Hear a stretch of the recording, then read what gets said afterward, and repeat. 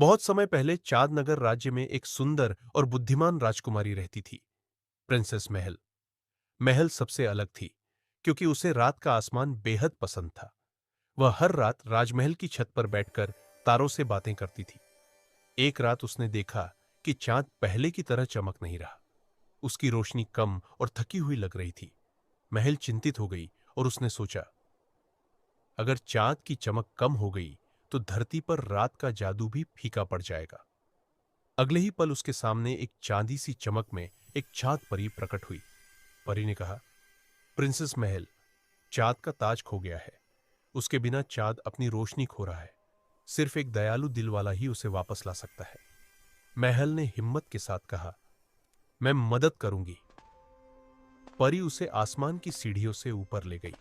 वे दोनों बादलों के बीच तैरते हुए पहुंचे छाया राज्य में, जहां काले धुएं जैसी परछाइयां रहती थीं।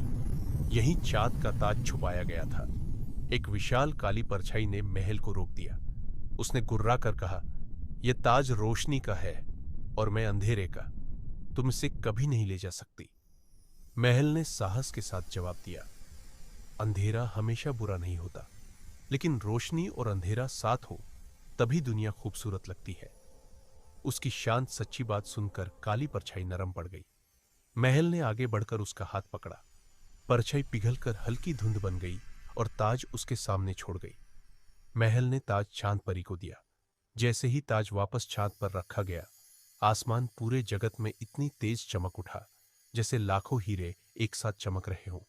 चांद परी बोली, तुम सिर्फ राजकुमारी नहीं, दुनिया की रातों की रक्षक हो।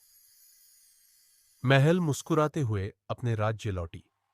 उस दिन से उसे चांद की रानी महल कहा जाने लगा, और जब भी चांद सबसे ज्यादा चमकता, लोग कहते, आज प्रिंसेस महल मुस्कुरा रही है।